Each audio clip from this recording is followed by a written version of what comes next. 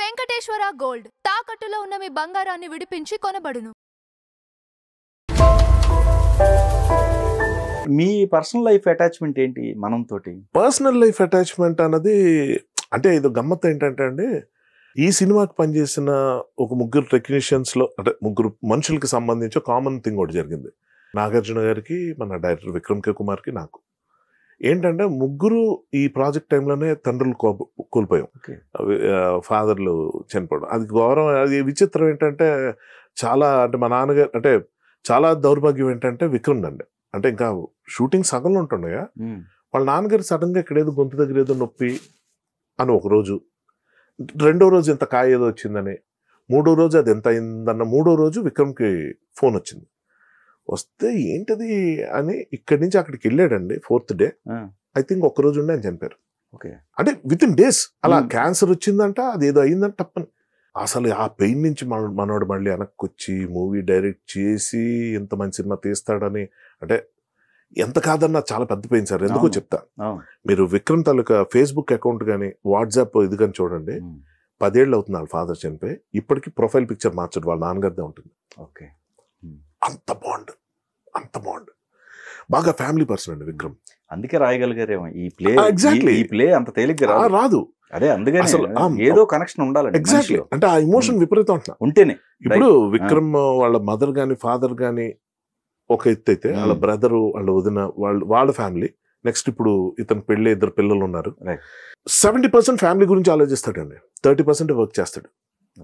ఇప్పుడు అలా ఉంది. అంటే బేసిక్ ఏంటంటే అంత ఫ్యామిలీ పర్సన్, అంత ఇమోషనల్గా ఉన్న పర్సన్ తాలూకు ఫాదర్ అలా చనిపోతే, నెక్స్ట్ హీరో మన నాగార్జున గారి, మన నాగేశ్వర గారు, అతను డబ్బింగ్ అంతా చెప్పి చూడండి సార్ ఎంత విచిత్రం అంటే ఆయన అంటే హోల్డ్ చేశాడు అలా ప్రాణాన్ని పోవనివ్వకుండా. ఇంట్లోనే వీలైనంత వరకు డబ్బింగ్ చెప్పించడం, ఎప్పటికప్పుడు చెప్పించేసుకున్నది, నా షార్ట్ ఇవాళ పెట్టుకొని త్వరగా తీయండి అని చెప్పడం. ఏంటో వినడానికి బాధగా ఉండేది, కానీ సరే చేసేది బాగానే ఉన్నారు కదా, బట్ ఆయన అంటున్నారు కదా, ఇలాంటి కొన్ని ఉండేవి. ఏమి జరగపోతే బాగుంది, ఏమి జరగపోతే బాగుంది. డబ్బింగ్ చెప్పిన తర్వాత కొద్ది రోజులకి ఆయన చనిపోయారు. అబ్బా అనుకున్నాం. నాకు అంతో ఎంతో అదృష్టం ఏంటంటే, ఇది ఎలా అంటే సినిమా రిలీజ్ అయింది. రిలీజ్ అయిన తర్వాత మా నాన్నగారికి ఆల్మోస్ట్ 2-3 వారాల తర్వాత మా నాన్నగారికి థియేటర్లో చూపించాను. ఆయన June 4th ఈ సినిమా 23rd రిలీజ్ అయింది. June 4th చూపించా. 6th ఆయన చనిపోయారు మా ఫాదర్, ఒకరోజు గ్యాప్ తర్వాత. బట్ ఆనెస్ట్లీ స్పీకింగ్ అతను పెయిన్ఫుల్గా, అతను హెల్త్ అప్సెట్ అయిన ఆ కొద్ది రోజుల్లో అతను అద్భుతంగా ఎంజాయ్ చేసిందే ఆ 2 రోజులే. మనం సినిమా చూసిన 4th, 5th అతను నా మ్యాన్కోడ్లో వచ్చింది, మనవరాలతో ఆడుకుని అసలు అంత హ్యాపీగా ఆయన ఎప్పుడు చూడలేదు. ఎందుకంటే ఈ was two excited with the film అండి. ఇంటర్వెల్ తర్వాత ఆయన లేచి ఆయన వీల్ చైర్లో తీసుకెళ్ళాం.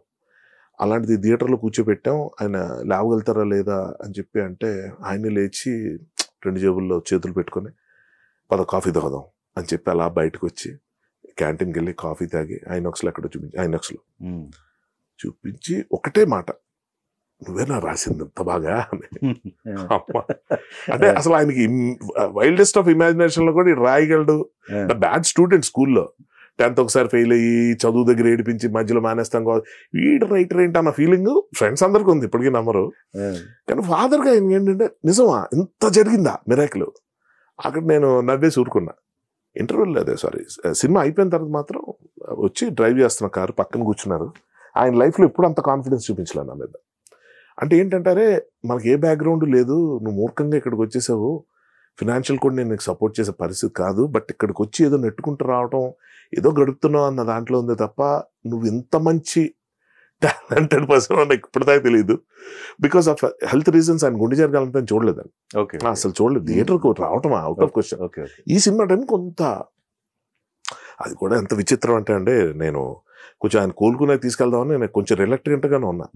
నితిన్ది ఇంకో సినిమా జరుగుతుంది చిన్నదాన్ని కోసం అని, ఆ షూటింగ్లో ఉన్నా. నితిన్ అడిగాడు ఏంటి డాడీ ఏమన్నారని, ఇంకా చూపించలేదంటే నితిన్ వాళ్ళ ఫాదర్ వచ్చి తీసుకెళ్ళి ఇవ్వాలే అన్నారు. లేదు కొంచెం తగ్గకి తీసుకెళ్ళి, సార్ అదేదో ఫ్యూచర్ చూసినట్టండి, అంత పట్టించుకోరండి అంత హడావుడిలో. తండ్రి కొడుకులు ఇద్దరు, నితిన్ వాళ్ళ ఫాదర్ ఇద్దరు అప్పటికప్పుడు నాకు ఫోన్ చేసి టికెట్స్ బుక్ చేసి నువ్వు ఇవాళ తీసుకెళ్ళి అంటావు, నాకు చాలా ఆశ్చర్యం. నేను షూట్లో ఉన్నాను, సరే అని చెప్పి ఇంటికి ఫోన్ చేశాను. మా మదర్ రెడీ అయిపోయి, మా ఫాదర్ వస్తానని కాసేపు, రానని కాసేపు, తర్వాత ఆయన పద ఇవాళ వెళ్దాం అని చెప్పి అదేదో మిరాక్యులస్ గా మనకి. సో అలాగా కార్ ఎక్కించాం, తీసుకెళ్ళాం, థియేటర్లోకి వెళ్తే అక్కడ అసలు వీల్ చైర్ ఫెసిలిటీ ఉందని కూడా తెలియదు. ఎక్కడ దూరం కాకపోతే వాళ్ళే వచ్చి తీసుకెళ్ళి, సార్ కొన్ని మిరాకిల్స్ జరుగుతాయి సార్, వాళ్ళు వీల్ చైర్ కావాలని అడగటం, నేను షాక్ అయ్యి, నాకు డ్రైవర్ కూడా లేడు, నేను మా అమ్మాయిని దించేసి నేను అలా వెళ్ళాలి, కార్ పార్కింగ్ చేసి రావాలి, అప్పటిదాకా ఈ నెల రకరకాల టెన్షన్లు. ఇందులో వాళ్ళు వచ్చి వీల్ చైర్ తీసుకొని ఒక చిన్న క్రెయిన్ లాగా ఉంటుంది, దాని మీద తీసుకెళ్ళి పైన థియేటర్లో కూర్చోబెడితే అది ఏంటో కొన్ని సాగుతాయి, కొన్ని అవ్వాలంతే. ఆ థియేటర్లో కూర్చొని ఆయన చనిపోతున్న ముందు ఆయన చాలా హ్యాపీగా, అంటే కంటెంటెడ్గా, తృప్తిగా, సాటిస్ఫైడ్గా, నా విషయంలో అరే నీ విషయంలో ఇప్పటి నుంచి నాకు ఏ టెన్షన్ లేదు అని చెప్పి ఆయన అనుకోవటం నాకు ఇప్పటికీ అనిపిస్తుందండి. మనం అన్నది అదేంటో పేరెంట్స్, ఆ ఫాదర్కి సంబంధించిన కథలు అవి రాసుకుని మా ముగ్గురికి ఇలా జరగటం చాలా విచిత్రంగా అనిపించింది. ఇక్కడే కనపడుతుంది. ఎగ్జాక్ట్లీ. మీ ముగ్గురు జీవితాల్లో ఫాదర్ రోల్ అనేది ఇక్కడే కనపడుతుంది. కరెక్ట్. అది చాలా విచిత్రం. అదే అసలు నిజంగా అన్నిటికన్నా నాకు బాధ అనిపించింది, విక్రమ్ వాళ్ళ ఫాదర్ కూడా సినిమా చూస్తుంటే బాగుండు. ఓకే, ఆయన చూడలేదు. లేదు అదే చెప్తున్నా, సగం 60% సడన్ గా ఫోన్ వచ్చింది. అసలు ఆయన పాపం కథ కూడా తెలిసి ఉండదు, అది అలా అయింది. నాగేశ్వరరావు గారు కూడా చూసుకోలేదు, డబ్బింగ్ మాత్రమే. అంటే కొంతలో కొంత ఏంటంటే అంటే మొత్తం రన్ చూసారు. బ్యాక్గ్రౌండ్ స్కోర్ అది మిస్ అయి ఉంటారు మాక్సిమం. ఆయనకి ఏంటంటే ఆయనకున్న విజన్ కి స్క్రిప్ట్ చదువుతున్నప్పుడు ఆయన విజువల్స్, అమ్మో అదేంటి సార్ అసలు, అంటే ఏ షాట్ ఎలా ఉండబోతుంది, ఇది మాక్సిమం ఎటువంటి పర్స్పెక్టివ్ వెళ్తుంది ఏంటి అన్నది ఒక క్లారిటీ ఉంది. మూవీ చూస్తున్నంతసేపు అస్సలు ఆయన అది చేస్తున్నప్పుడు కూడా చాలా క్లారిటీ, అది అంతా చూసి అది ఆయన డబ్బింగ్ టైంలోనే చెప్పేశారు ఆయన, చాలా మంచి మూవీ ఇది, చాలా బాగుంటుంది. అది ఆయనగా మొమ్మటలు లేవుగా, ఉన్నదన్నట్టు చెప్పేస్తారు, అది పెద్ద అవ్వదు ఏదైనా అనేచ్చాను. కానీ ఆయన చాలా మెచ్చుకుని ఆయన అక్కడితో ఇదైపోతే, మొత్తం ఒక థియేటర్లోకి వెళ్ళి ఒక ఆడియన్స్ లా కూర్చొని మా నాన్నగారు చూడడం అనేది నా కొంత అదృష్టం ఈ ముగ్గురులో. కానీ ముగ్గురికి అదే టైం, అదే సినిమాతో లింక్. అది నిజం కొంచెం పెయిన్ఫుల్ మెమరీ అది ఒకటి. అది ఎప్పుడు మనం చూసినా అదే గుర్తొస్తుంటాయి. ఆ లాస్ట్ డేస్ ఆఫ్ ఆ జర్నీలో వాళ్ళకి సంబంధించిన దాంట్లో మేము కూర్చొని, నా మేనమా ఉన్నారండి, మామయ్యకి ఏంటంటే నేను కథ చెప్పాను రోజు, ఆయన క్యాన్సర్ వచ్చింది సడన్ గా. మా ఇంట్లో అసలు ఎప్పుడు వినలేదు, ఎక్కడ బయట వింటూ ఏంటి మా మామయ్య క్యాన్సర్ అని. వాసుమయ్య వచ్చాడు, అతను కూర్చోపెట్టి ఒకరోజు ఏరా ఏంట్రా ఈ సినిమా, ఆయనకి 3 సార్లు చెప్పానండి సినిమా కథ. నాకేం అర్థం అవట్లేదు రా ఇది అంటే, నాకు ఫస్ట్ టైం కాన్ఫిడెంట్ లో తీసుకున్నా, లేదు మా మళ్ళీ చెప్తాను చూడండి, 2వ సారి చెప్పా, మొత్తం విన్నాడు, విని నవ్వుతున్నాడు, అరే ఏంట్రా ఇది ఎవరెవరో ఏంటో అర్థం కావట్లేదు, అది స్క్రీన్ మీద చూద్దుగా నువ్వు, అది ఇంకోసారి 3వ సారి కూడా అర్థం కావట్లేదు, నా భయం వేసింది, ఇదేంటో తేడా సినిమా తీసేస్తున్నాం మనం, ఇదేంటి ఎన్నిసార్లు బాగా. అంటే అప్పుడు గుర్తొచ్చింది ఏంటంటే, విజువల్ గా చూస్తే తప్ప అర్థం కాని సినిమాలు ఇవి. సో మావయ్యకి అదే చెప్పా, మాయ నువ్వు టెన్షన్ పడకు, థియేటర్లో చూద్దాం. ఆయన May 5th చనిపోయారు, 23rd రిలీజ్, ఆయన చూడలేకపోయాడు. బట్ మా ఫాదర్ విషయంలో అదనమాట. ఆ రోజు నితిన్, సార్ ఫ్రాంక్ గా చెప్తున్నాను ఆనెస్ట్ గా, నితిన్ సుధాకర్ రెడ్డి గారు, నితిన్ వాళ్ళ ఫాదర్, వాళ్ళిద్దరూ నన్ను లిటరల్ గా ప్రెషర్ పెట్టి పంపించకపోతే నేను మా ఫాదర్ని తీసుకెళ్లేవాడు కదా సార్. ఆ రిగ్రెట్ నా లైఫ్ మొత్తం ఉండిపోయేది. వాళ్ళు ఏంటో పట్టుబట్టారండి చాలా విచిత్రంగా, ఆయన్ని చూసి మాట్లాడుతున్నారు కాదు, ఇంకా తీసుకెళ్ళలేదు, కొంచెం ఇలా తీసుకెళ్తాను సార్ 2 రోజులు కొంచెం, నువ్వు ఎలా తీసుకెళ్ళి, వాళ్ళు ఏంటి ఐనాక్స్ ఫోన్ చేయటం, బుక్ మై షోలో అవి కూడా లేవు, ఫోన్ చేసి హర్ష వస్తున్నాడు ఇలాగా, అసలు వాళ్ళ సినిమా కాదు, వాళ్ళ ప్రొడ్యూసర్ కాదు, ఏమి కాదు, అది ఏంటో సార్ కొన్ని, అంటే నా లైఫ్ లో ఇవి ఇలాంటివి 95% జరుగుతుంటాయి.